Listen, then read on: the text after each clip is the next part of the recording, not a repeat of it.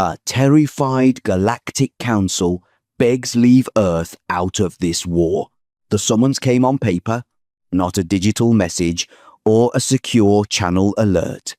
Paper, folded once. Slid under my apartment door at 3 a.m. by someone who did not want to knock. I knew what it meant before I unfolded it. When the Galactic Council goes analog, something is already burning somewhere in the stars. And they need the particular kind of fire extinguisher that is shaped like a human being. My name is Kate Marsh. I am 38 years old. I retired from the United Earth Federation military 10 years ago with 2 service citations, a reconstructed left shoulder, and a specific problem with my hands that I do not bring up at social events. After the military, I moved into diplomatic work, which is the same job with different weapons. I have spent 11 years representing Earth in rooms where the air has been processed 3 times and nobody in the building breathes the same kind of atmosphere. In that time, I have worked alongside 53 distinct alien species. I have sat in negotiations that ran 4 years without resolution and then resolved in an afternoon when someone said the right thing in the right order. I have been the human in the room on 600 separate occasions, which means I have spent 600 occasions being the one thing in the room that every other thing watches from the corner of its eye. There is a specific way that other species look at humans when they think we are not paying attention. Not hostile, not warm, careful. The way a very experienced hiker looks at weather on a mountain they have climbed before. Respectful of something they cannot fully predict. I had noticed it from the start of my career and had learned not to take it personally. I read the summons twice. My coffee was on the counter, freshly made, still steaming. I left it there without looking back and walked out the door into the dark. Orbital Station Meridian, 7 floats in low orbit, 4 hours from my apartment by standard shuttle. I spent all 4 hours watching the clouds move over the eastern coast through the porthole and thinking about my coffee going cold on the counter. Not the summons, not the 7 words printed on it that had gotten me out of bed without hesitating. My coffee. The brain does what it needs to do when it is trying not to do the thing it should be doing. The shuttle docked at 0710. I walked off the ramp and stopped. Bay 7 held the ship they had sent for me, and it was not a ship you would ever build for a purpose that required going fast or doing damage. Every surface had been smoothed and considered, as though the designers had taken a standard transport and carefully, deliberately removed anything that could be read as a threat. No weapon ports, no defensive plating ridges, no escort configuration slots. The running lights burned in a warm amber color, and I did not need to consult a reference to know what that meant. Every xenobiology briefing I had ever read in 11 years described that specific amber frequency as the Velhari physiological equivalent of holding your hands open and showing your palms. I counted the diplomatic seals on the hull. 7. I counted again because I needed the first count to be wrong. It was not wrong. 7 species had placed their official seals on one vessel. The last time in recorded history that 7 species had put their seals on a single ship, the event became known as the founding of the Galactic Council itself. That was 231 years ago. I stood in the docking bay for a moment and let that number sit. Then I went up the boarding ramp. Inside, the ship had been prepared for a human passenger with the kind of careful Advance attention that tells you a great deal of planning happened before you arrived. Human standard atmosphere. Gravity set to exactly one Earth equivalent. Seating sized and positioned for my specific proportions. Not just human proportions. Mine. Someone had looked me up. That scared me more than the whole SEALs had. You do not go to that level of trouble for someone's comfort unless the conversation you need to have with them requires them to stay functional throughout it. You manage the environment because you cannot manage what you are about to say. 7 delegates were waiting in the main cabin. I stood in the doorway for 30 seconds and read the room before I said a word. 11 years in this work teaches you to do this. The first 30 seconds of any room carry more accurate information than the first 2 hours of prepared statements. You watch the hands, you watch the breath timing, you watch the small involuntary tells that every species, human and non-human alike, produces when it is under pressure it cannot entirely contain. Ambassador Talis of the Velhari was stress molting. His species produces shifting bioluminescent patterns across their skin, patterns that are as natural and continuous as breathing. When a Velhari is in deep and sustained distress, the patches at the edges of those patterns go dark. 3 patches on his face and 2 on his forearms had gone dark at the edges. I had worked alongside Talis for 6 years. I had sat with him through difficult negotiations and failed agreements and the kind of diplomatic crises that keep whole departments awake for weeks. I had never once seen him molt. The Keth delegate had not blinked in 11 minutes. I had been counting from the moment I reached the top of the ramp, because that is the kind of detail that matters when you are trying to understand a room. The Sovani ambassador was holding a second pair of hands behind its back. Sovani naturally have 2 arms.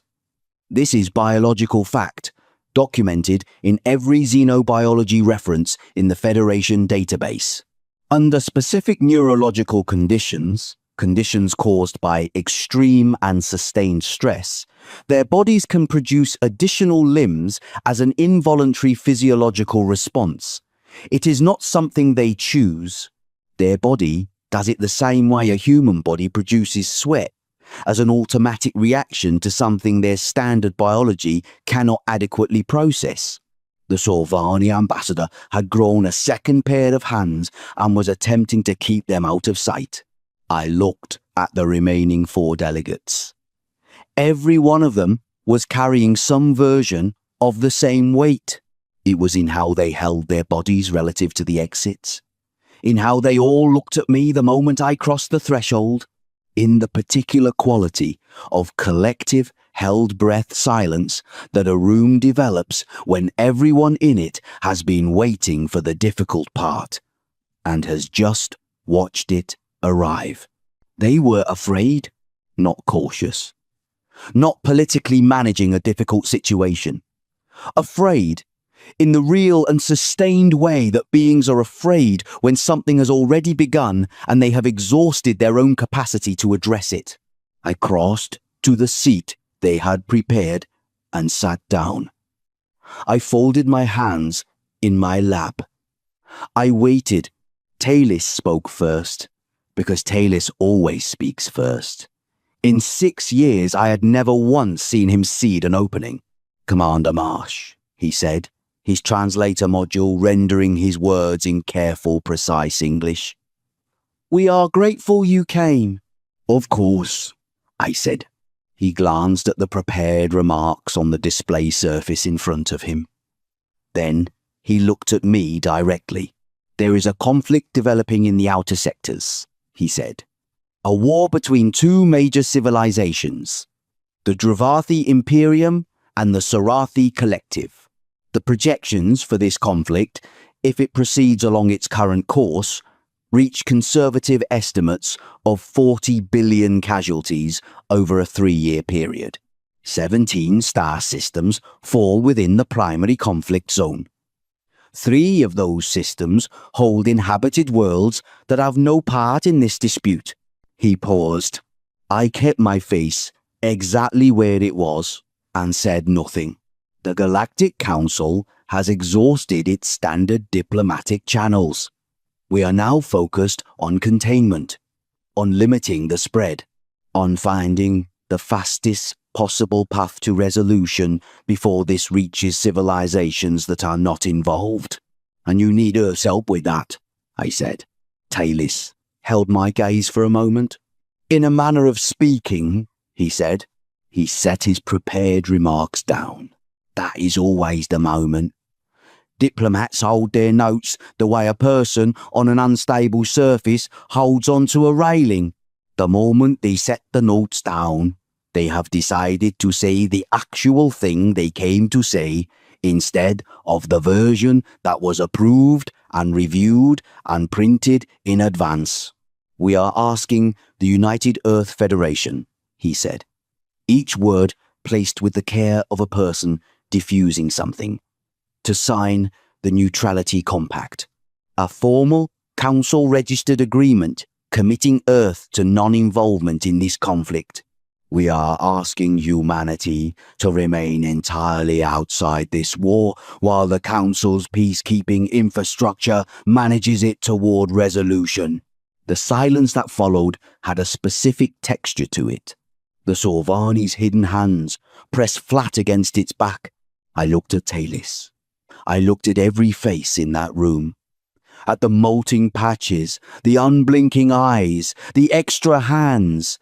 At 7 representatives of the most powerful governing body in the known galaxy sitting in a ship with amber running lights that meant please. I asked the only question that mattered. What exactly are you afraid we will do? Nobody answered.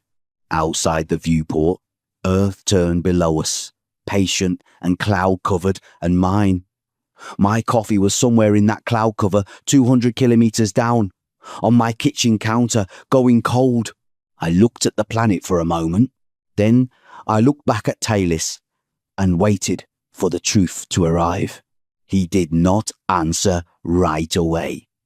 He looked at his hands for a long moment in the Velhari way that means choosing between 2 versions of the same truth, the polite version and the accurate one. He chose accurate. Are you familiar, he said, with the Calorian incident of 2219? I was not. I told him so. He nodded, which is a gesture his people adopted from humans after 6 decades of diplomatic contact, and began. In 2219, there was a navigational dispute zone near the Calorian belt, a stretch of space along the outer edge of Dravathi territorial claims. Human commercial shipping routes passed through the belt on the basis of a technicality in the original transit licensing agreements, a technicality that the Dravathi had been formally disputing for years and that the Council had been formally processing for years.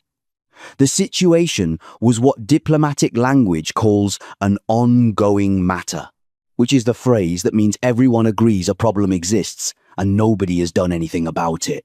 On the 14th of March, 2219, a Dravathi patrol fleet of 11 warships moved to intercept 3 human cargo vessels transiting the disputed zone.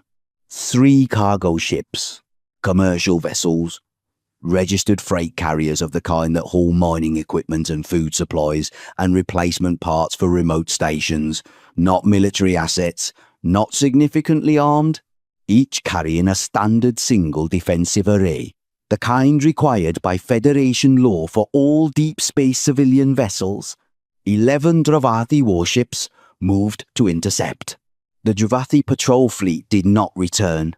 I kept my face exactly where it was. I said nothing. Talis continued speaking slowly, with the quality of someone reading from a document they find difficult to look at directly. The Dravathi did not report what happened in the Calorian belt. They reclassified the patrol as lost to navigational error and buried the entry in fleet records where nobody would review it. They quietly rerouted all subsequent patrol activity to a corridor 16 light-years away from the established human transit route. They filed no complaint with the council. They raised no territorial objection. They made no public statement. They simply moved their patrol routes and said nothing, because the accurate explanation for why they moved them was worse for Drevathi military doctrine than losing 11 ships, 3 civilian cargo pilots, 11 warships. The 3 pilots had completed their delivery run. They arrived at the destination station 4 days later. They filed a standard transit report. No incident noted. They had no idea what they had done. I sat with that for a moment.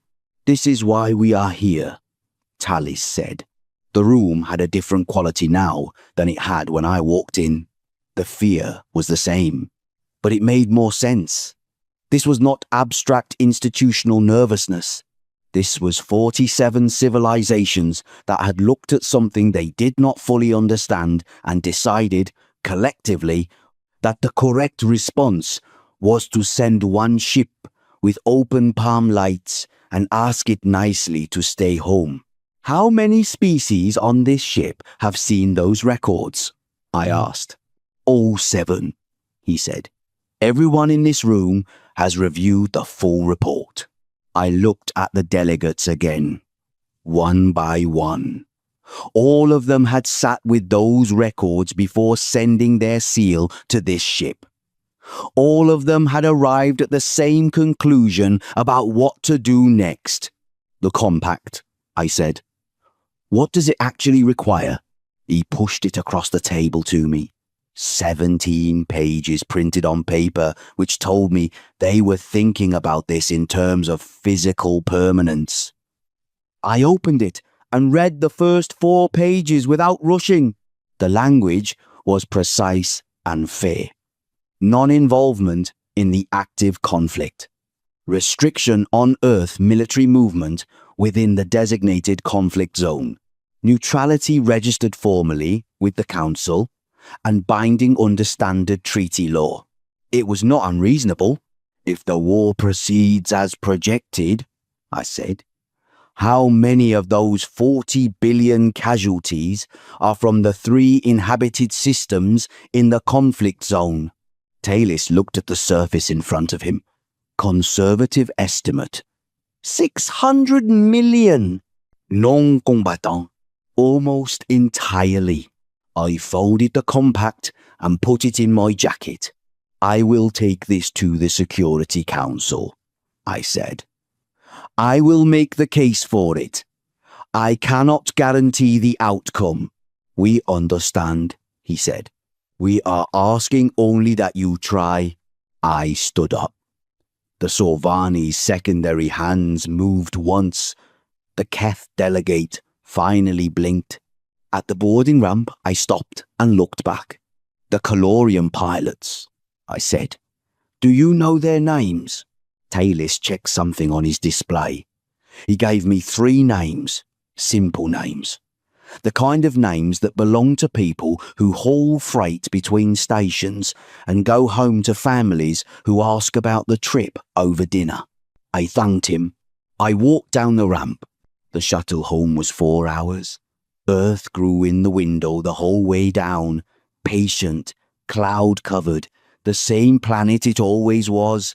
I thought about 3 cargo pilots who had no idea, about the gap in the Drevathi patrol records where an explanation should have been, about 17 pages in my jacket, and what I was going to say to the Security Council in the morning, and whether any of it was going to be enough. The city lights came up through the clouds as the shuttle descended. Somewhere on my kitchen counter, my coffee was cold. Owen Clark had the kind of face that stays professionally neutral through everything after 11 years in diplomatic work. I recognized it as the face of a man who had made his decision before you walked into the room and was now managing the meeting rather than participating in it. He sat at the head of the Security Council table and listened to everything I said. I will give him that. He listened well and without interruption. I laid out the full picture. The Drevathi-Sorathi conflict, the casualty projections, the Council's limitations, the Calorian records, the 7 seals on the amber-lit ship, the extra hands the Sorvani had grown out of fear. I put the Neutrality Compact on the table and walked through all 17 pages in language that left no room for ambiguity.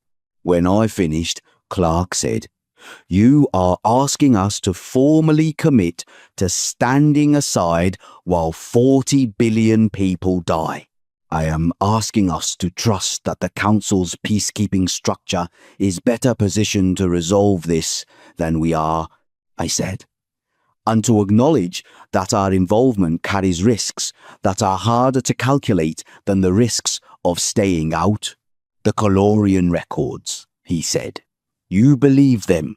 "I believe Talis," I said. "And I believe the Sorvani grew a second pair of hands." The table was quiet. Clark looked at the compact. Then he looked at his deputy, Nora Holt, who had been taking notes throughout and had not offered a word. Nora was 32 and had come up through the Intelligence Analysis Division and was the only person in that building whose opinion I trusted without qualification. She looked at her notes. Then she looked at me.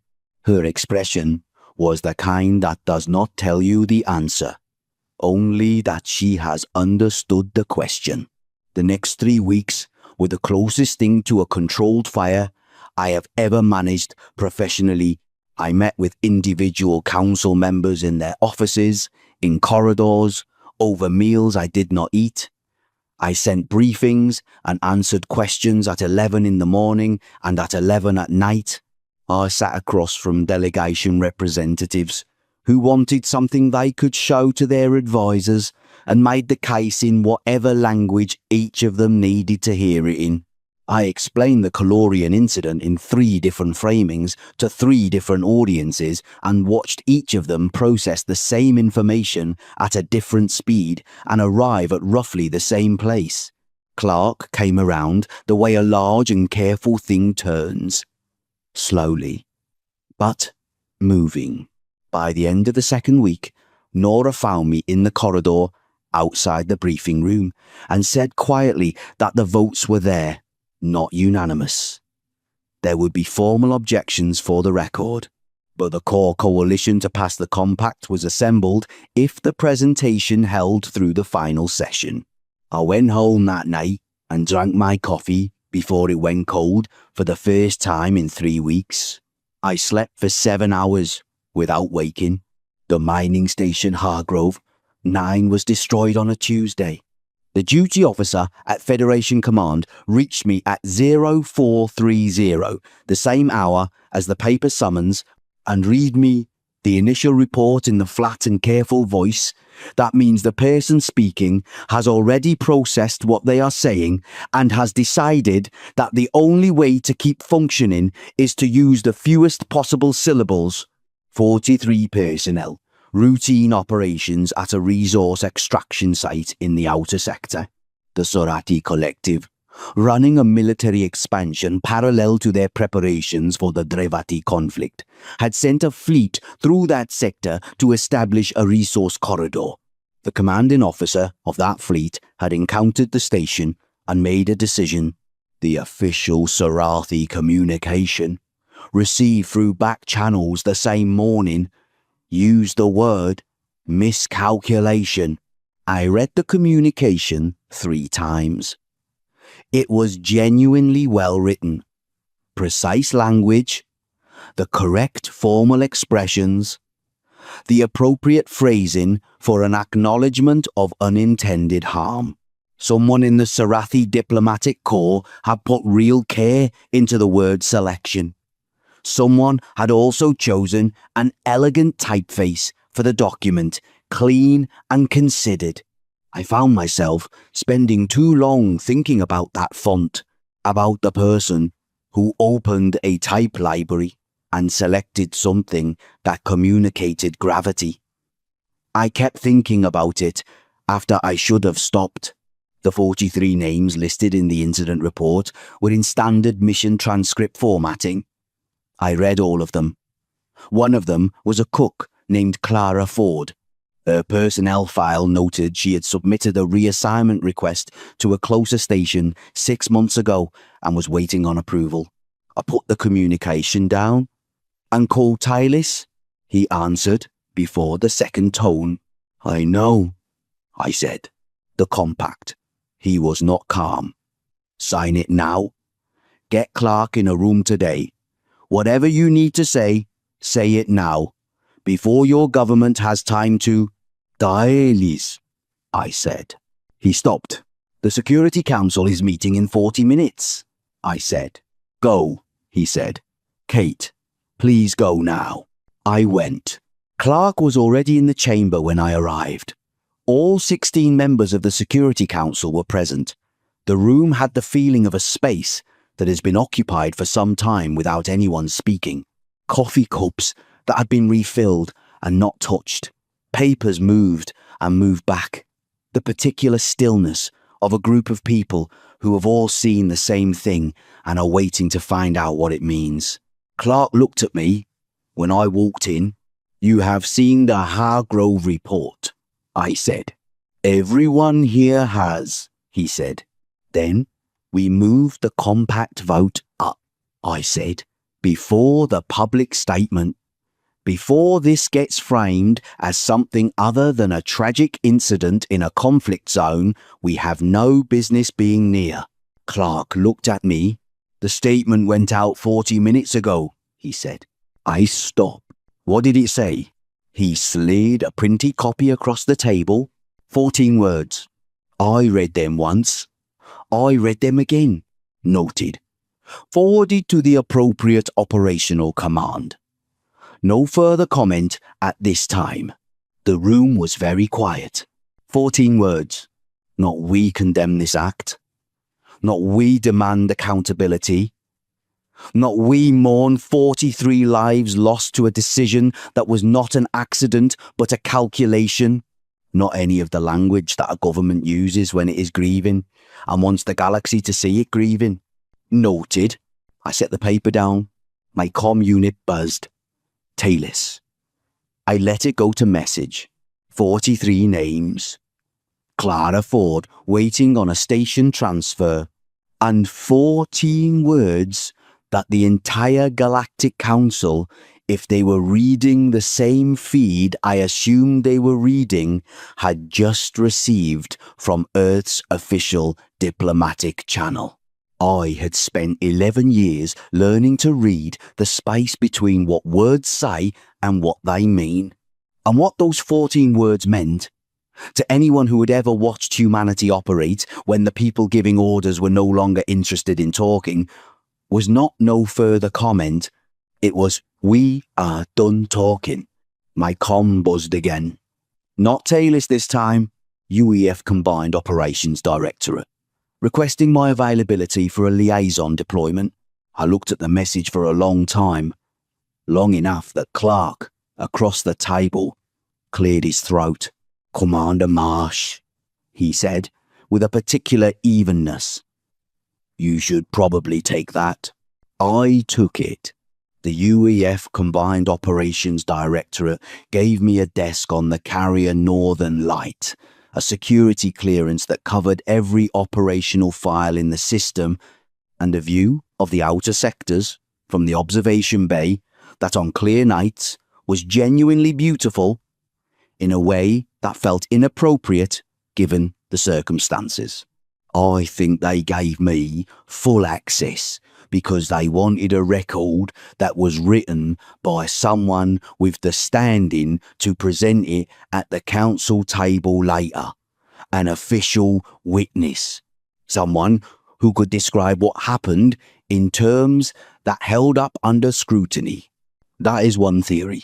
The other is that Commander Felix Grant, who ran Northern Light Strategic Planning Division, and who was 29 years old and already moved through decisions the way certain people move through rooms without touching the walls, simply did not believe in keeping the liaison uninformed. "You will see it regardless," he told me on the first morning, pushing a briefing tablet across his desk with the ease of someone who had already decided this conversation hours ago.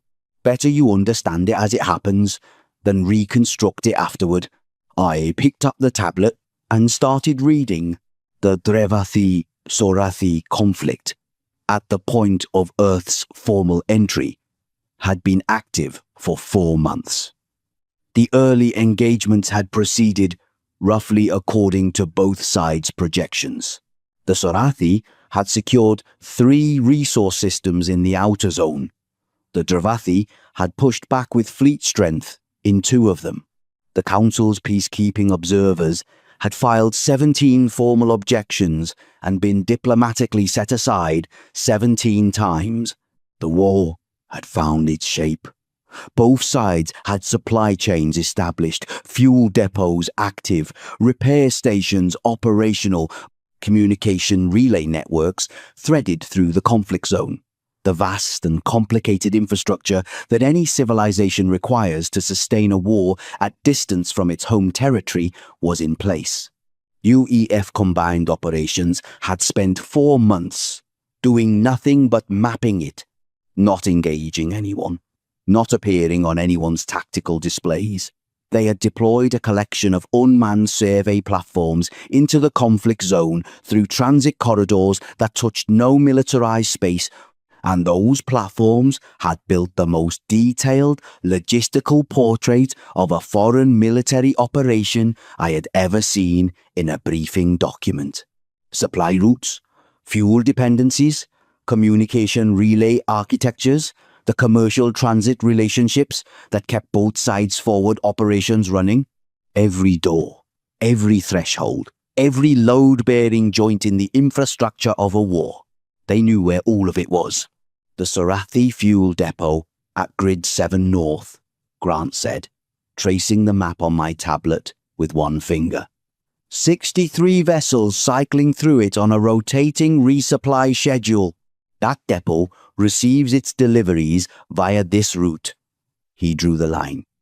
This route passes through 4 commercial transit corridors. None of them are Sorathi-owned or Drevathi-owned.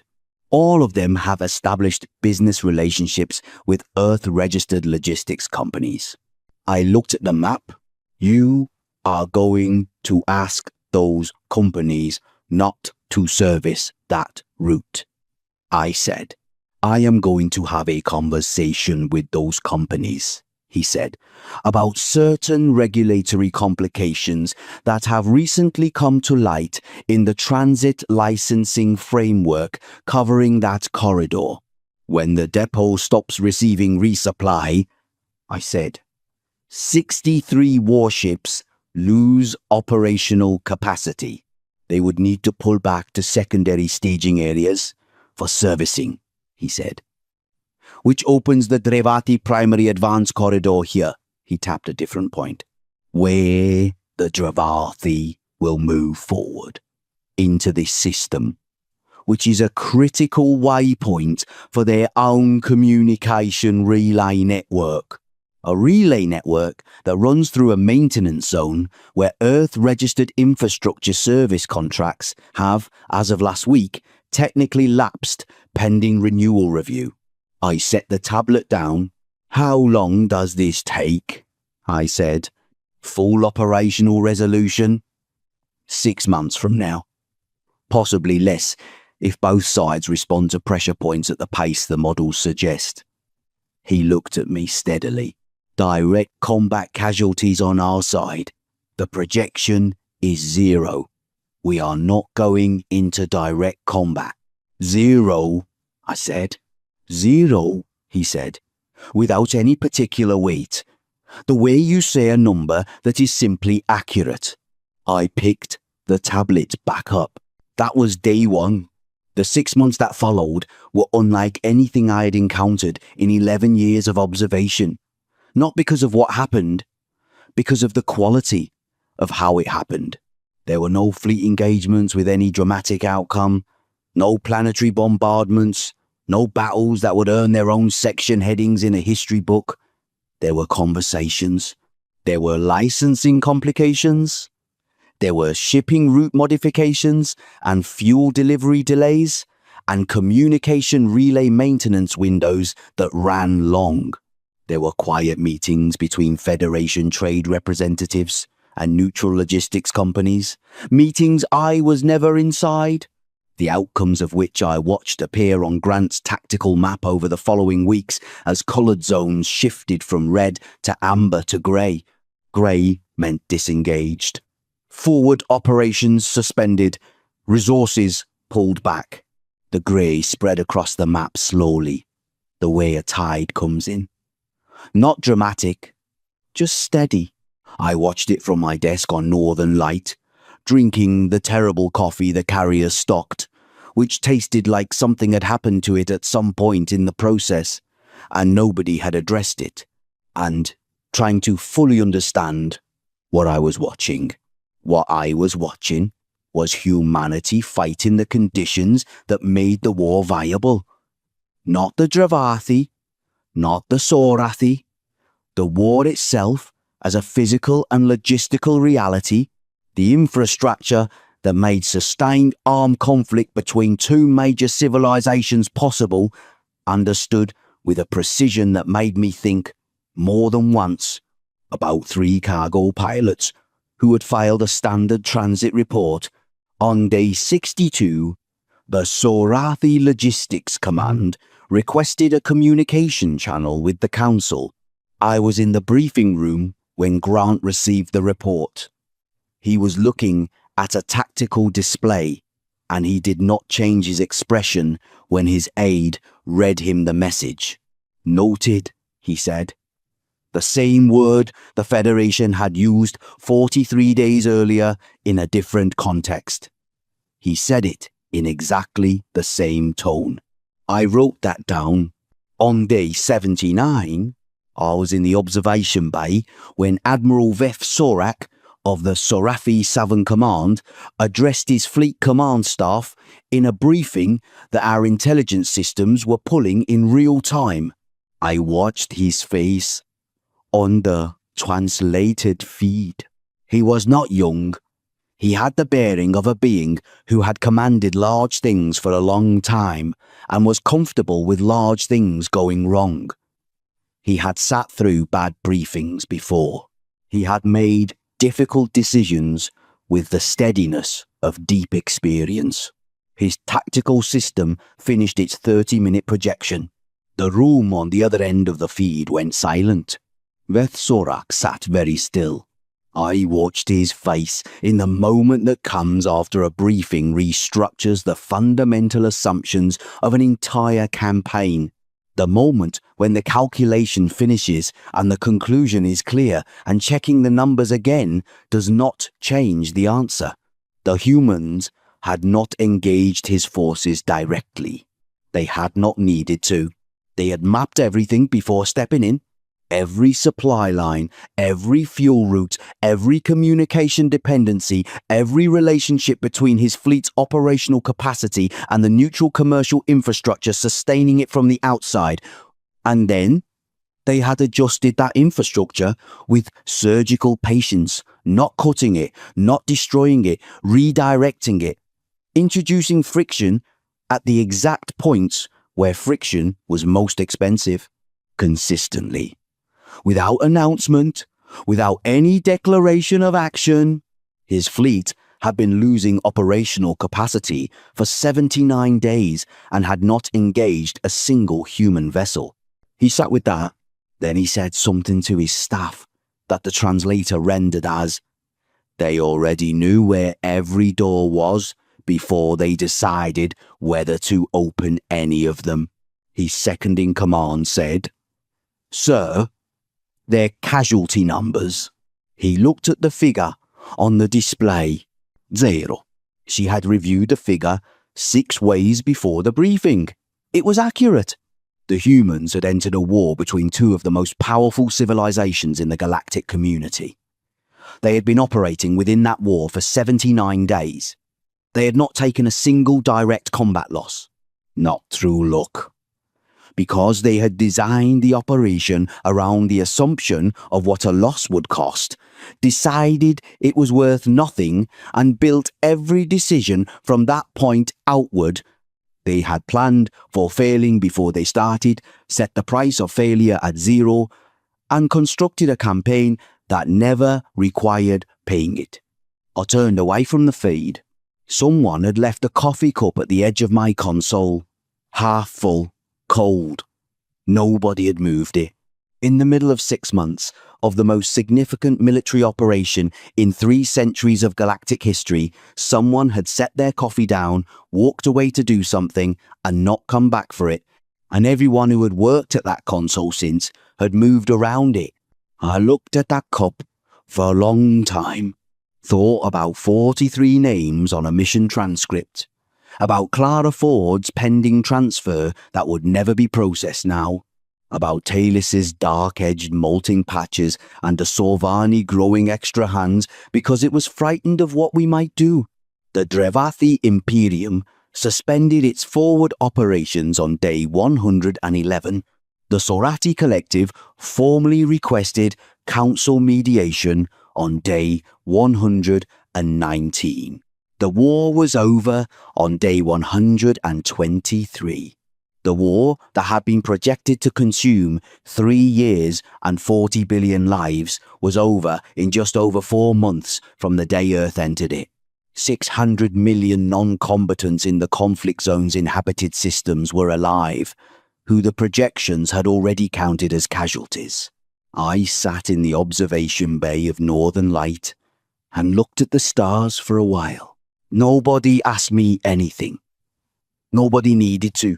I drank the terrible carrier coffee and did not think about anything specific for about 40 minutes, which was the longest stretch I had managed since the paper summons came under my door. Grant knocked on the observation bay door and told me the council was requesting our presence for the treaty proceedings. 3 days, he said. I nodded. Grant, I said. He waited at the door. Your overnight logistics analyst, I said. Young. Stands like she already has the answer before the question finishes. Lieutenant Meg Ward, he said. How old? 20, he said. 20 years old. Already, with the flat water eyes I had only ever seen on people twice her age. On people who had been through something too fast and come out the other side with the specific knowledge that too much speed produces. Give her some leave when this is done, I said. Real leave. Not 4 days. Grant was quiet for a moment. Yes, Commander, he said. He left. I looked at the cold coffee cup still sitting on the console. Thought about what I was going to say to 47 species in 3 days and whether any of it would be adequate for what had just happened. Outside the observation bay windows, the stars held still. They always do. The Galactic Council chamber looked exactly as it always had. 47 species, the same high ceiling, the same orbital light cycle adjusted to approximate a planetary afternoon. The same arc of delegation stations that the founding architects had designed to imply equality and that the political reality had spent 2 centuries quietly complicating. But the air in it was different. I noticed it the moment I walked in. Not a temperature change or a measurable atmospheric shift. A quality. The difference between a room that has been used and a room that has been changed by what occurred in it. Everyone seated in that chamber had entered knowing something they had not known 6 months ago. That knowledge was sitting in the room with all of them, occupying space, and nobody was entirely sure yet what to do with it. Talis found me in the corridor before the session opened. He looked better than he had on the amber-lit ship. The molting patches had healed cleanly. His bioluminescence was cycling through a color pattern I had not seen on him before, something in the lower blue register that I had been meaning to look up since the Hargrove crisis call and had not yet gotten to. "Commander Marsh," he said. "Dialis," I said.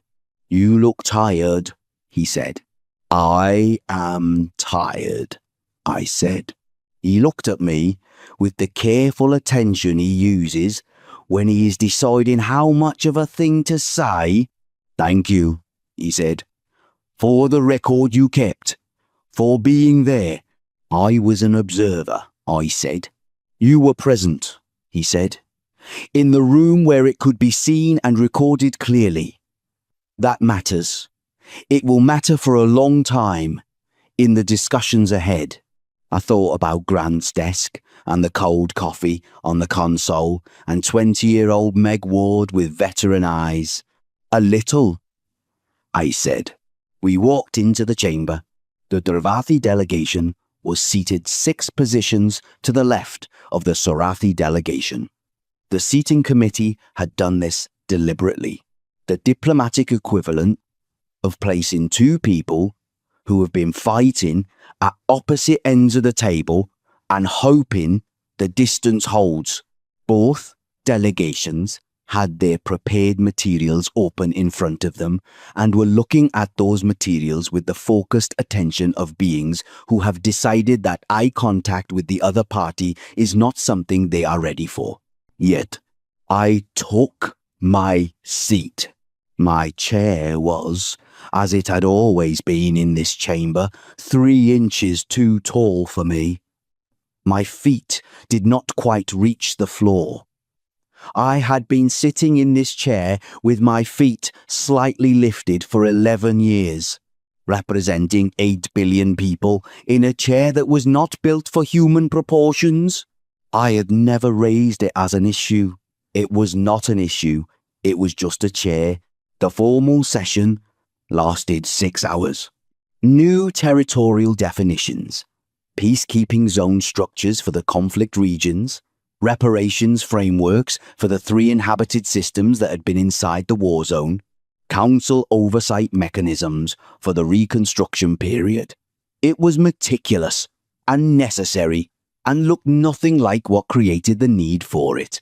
I participated where I was asked to and signed what needed signing. I answered questions from 3 separate delegations about Earth's role in the outcome. Answered them in the careful and precise language of official record. In the 3rd hour, the Sorvani ambassador was called to speak on peacekeeping zone boundaries. It stood at the speaking position and delivered a 12-minute statement clearly and professionally. Its secondary hands were not present. Its body had grown them in fear and, when the fear ended, had reabsorbed them. Back to 2. Back to normal.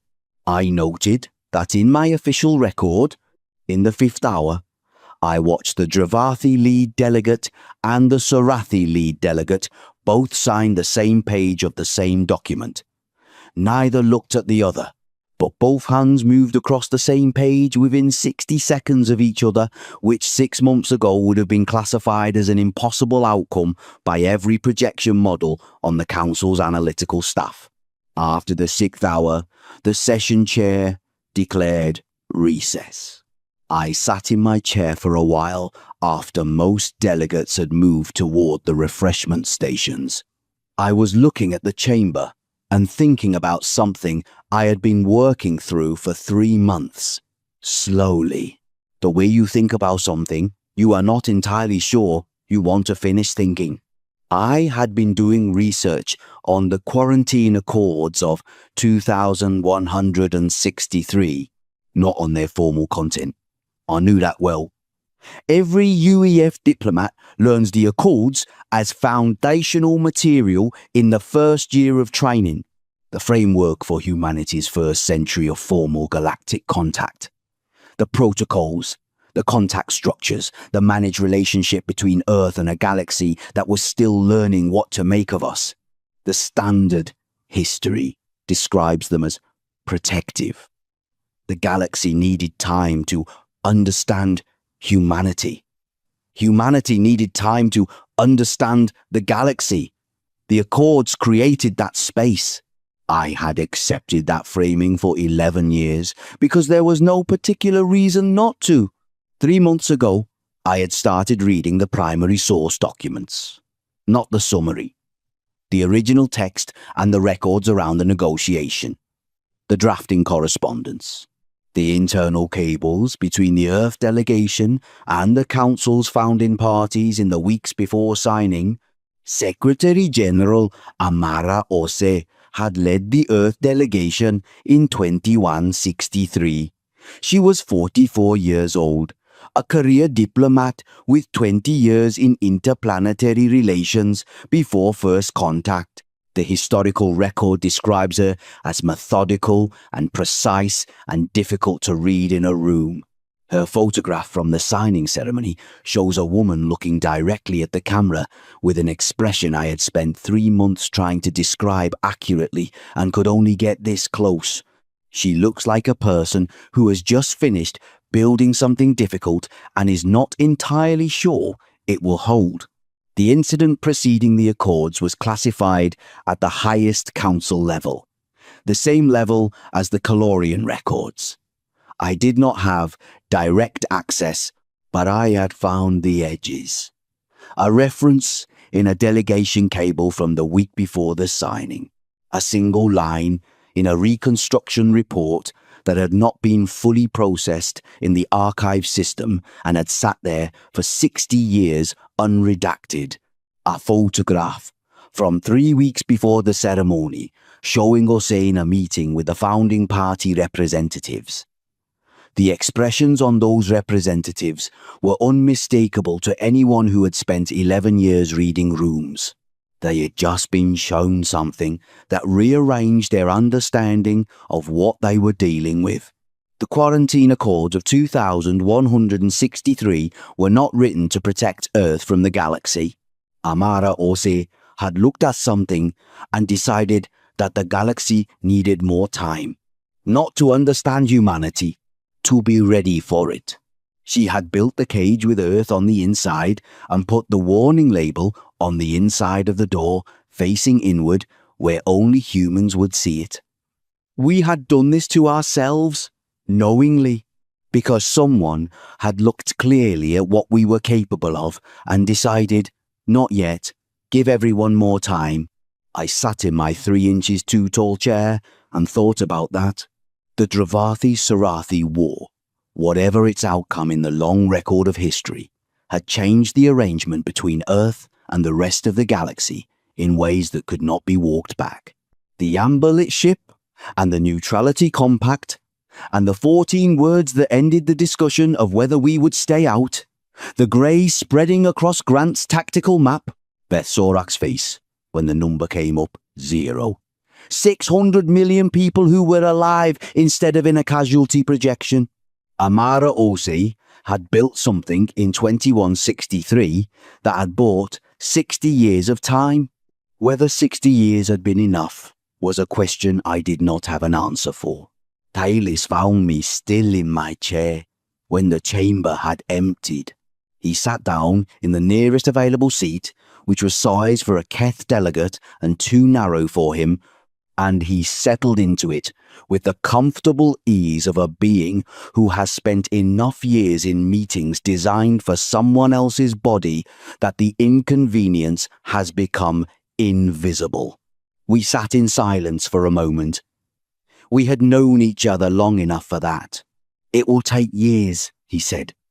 The reconstruction, the trust building between the two parties, getting the inhabited systems in the conflict zone back to anything resembling normal. It will, I said. The Council will need strong diplomatic relationships during that period, with Earth particularly. Your standing in the discussions ahead is significant. We will participate, I said. Another silence. Kate, he said, not Commander Marsh. He said it the same way he had said it during the Hargrove call when the translator stumbled because he was not reading from a script. "What does humanity want?" he asked. "Now that everything has changed in ways that cannot be undone, what does your civilization actually want from all of this?" I looked at the chamber around us, the empty delegation stations, the signing table at the center with its documents and its 47 seal positions, the Drevathi and Sarathi chairs 6 positions apart with their pens still resting where the delegates had left them. I reached into my jacket pocket. The paper summons was still there. I had been carrying it since the morning I read it and walked out of my apartment. It had been with me through the orbital station and the amber-lit ship and 3 weeks of Security Council meetings and 6 months on Northern Light and 6 hours of formal proceedings. I had no reason to keep carrying it. I could not have explained why I did. I held it for a moment. "The same thing we have always wanted," I said. "To be left alone long enough to decide what to do with ourselves." Talis was quiet. "That is a more complicated answer than it appears," he said. "Yes," I said, "because deciding what to do with yourselves is itself a project of uncertain duration," he said. "Yes," I said, "and in the meantime, the galaxy continues to exist around you." "It does." He looked at me. His bioluminescence held in that lower blue. I still had not looked up. I decided I would look it up tonight before I slept. I had been meaning to for months. "Are you afraid," he said, "of what humanity might become? If the deciding takes too long, if it goes in the wrong direction?" I thought about Meg Ward's eyes, about 3 cargo pilots and a standard transit report, about the expression on Amara Orsay's face in a photograph from 60 years ago, and whatever she had seen that made her build a cage around Earth and put the label on the inside, about my hands, about Kepler, about what I had done in the 3rd outer engagement that I did not bring up at social events. I think everyone should carry a little fear about that, I said. We should. You should. That level of fear seems correct to me. The alternative is not paying attention. And the old accords, he said. If they had held, they could not hold, I said. The situation required what it required. I do not think anyone chose this deliberately, including us. No, he said quietly. I don't think so either. He stood from the too narrow Keth chair with the ease of someone who has spent a career being comfortable in uncomfortable places. The Council will be watching Earth very carefully, he said, for a long time.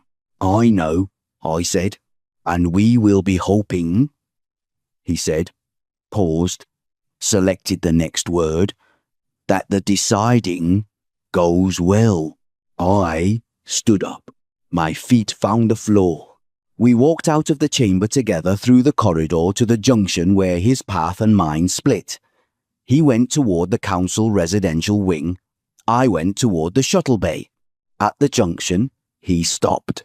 One more question, he said. I waited. The Colorium pilots, he said.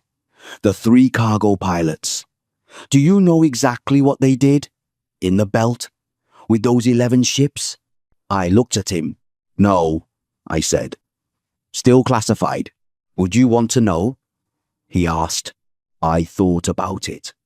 Really thought about it for a few seconds, standing at a junction in the corridor of a station orbiting a planet that was not mine.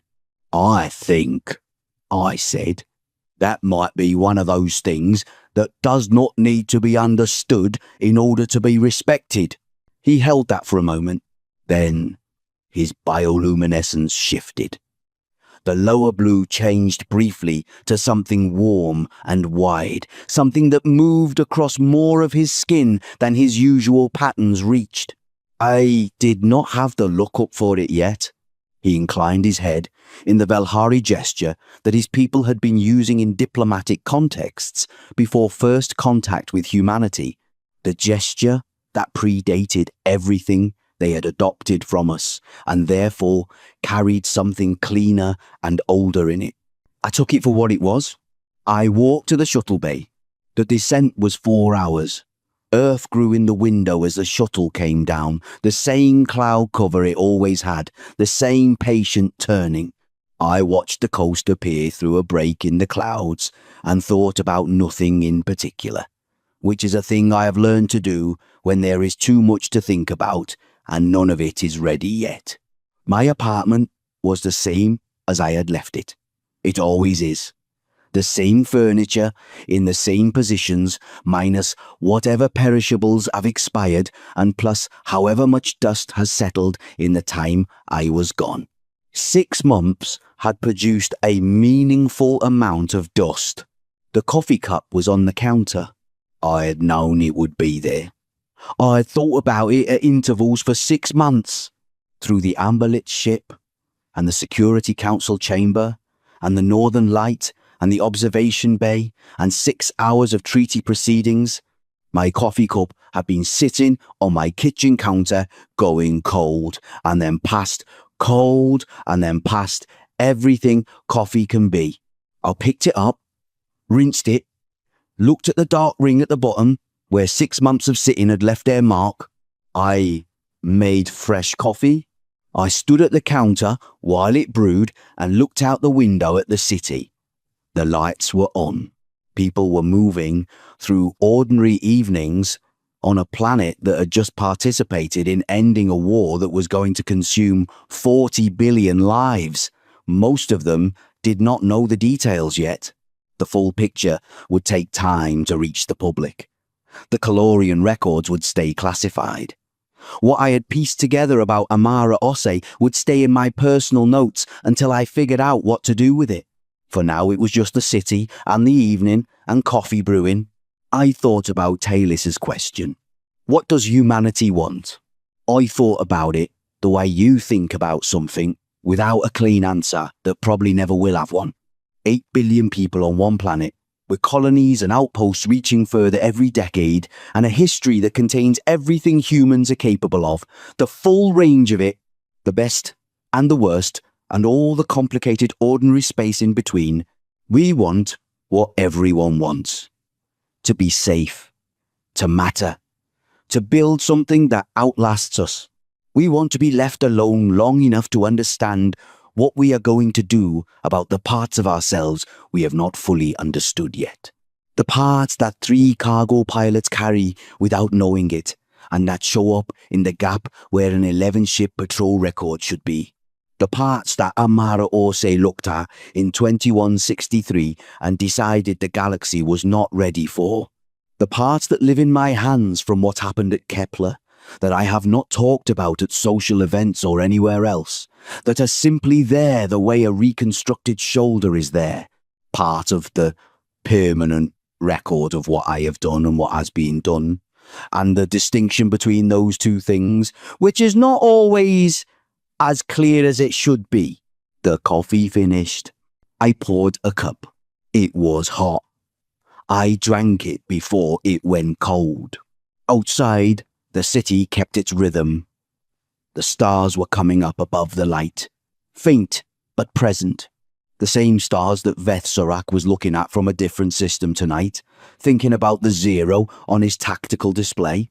The same stars Amara Ose had looked at before she sat down and built the cage with the label on the inside. I finished the coffee, washed the cup, set it on the counter, went to bed. I did not dream about Kepler. That was new.